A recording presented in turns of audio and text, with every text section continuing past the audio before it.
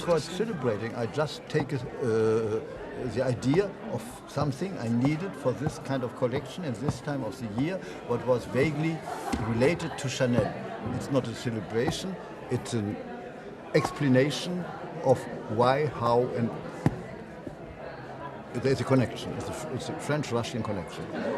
I decided to make a movie where there were the Russian connections of Chanel to explain why Paris, Moscow. I love doing that.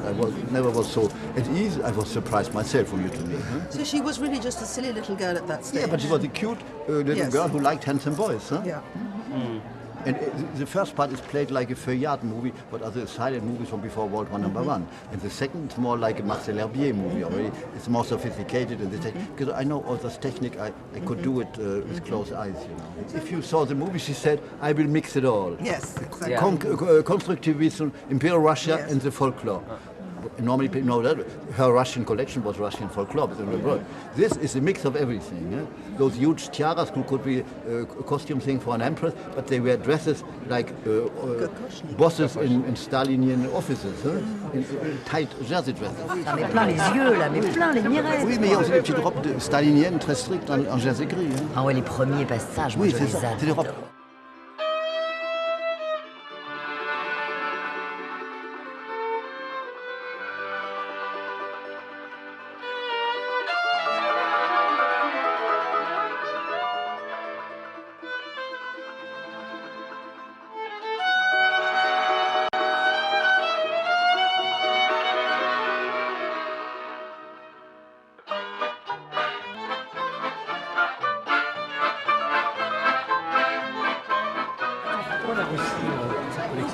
Parce que la Russie avait un rapport avec Chanel que j'explique dans le petit film, comme on avait Paris-Londres où elle avait rapport avec son amant anglais, et comme on a fait Paris-Monte-Carlo parce qu'elle a beaucoup été à Monte-Carlo, elle avait une maison par là et tout. Donc c'était une espèce de point de chute, là, par exemple pour la croisière on va à Venise parce qu'elle allait beaucoup à Venise.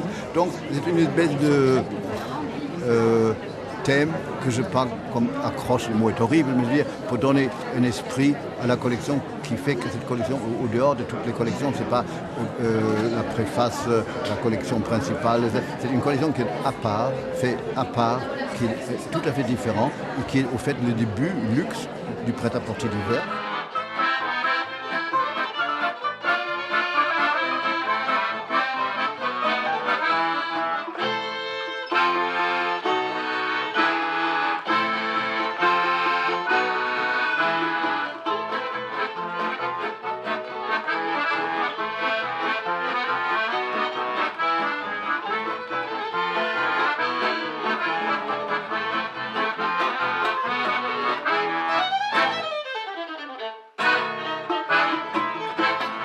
Quel plaisir vous avez eu à faire ce film? Un plaisir immense. Ouais. J'ai fait en 2 jours.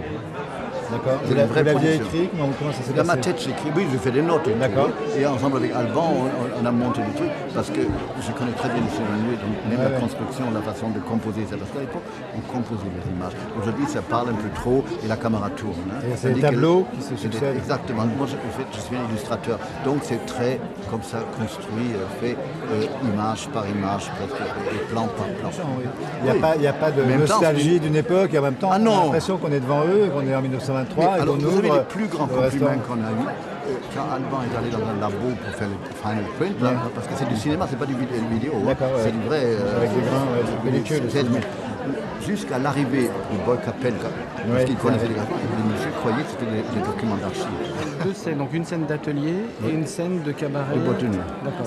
Mais la scène et comment la scène d'atelier est reliée à la Russie? C'est l'arrivée? Non, parce qu'on parle de Stravinsky et des ballets russes. Ah, c'est ça. Et c'était aussi parce que dans le film de Anna, ils disent qu'elle a rencontré Stravinsky en 1913, ce qui est faux. Elle l'a rencontré en 1919 parce qu'elle a payé, à travers un mystère qu'elle a vu à Venise, elle a payé la reproduction quand ils ont refait le Sacre du Printemps en 1919. Mais à la création, elle n'y était pas. C'est pour ça qu'elle dit « Ah, il paraît que c'est très osé, c'est pas que c'est comme ça, ça s'appelle Sacre Printemps. » À l'époque, for me, it's a kind of couture. You don't have to fit 100 times. I personally hate to be fitted. So I buy clothes, it can be expensive, but as long as I don't have to be fitted and touched by strangers. But it is not a collection who is like a pre-fall or something. No, it's a collection with its own life. Yes.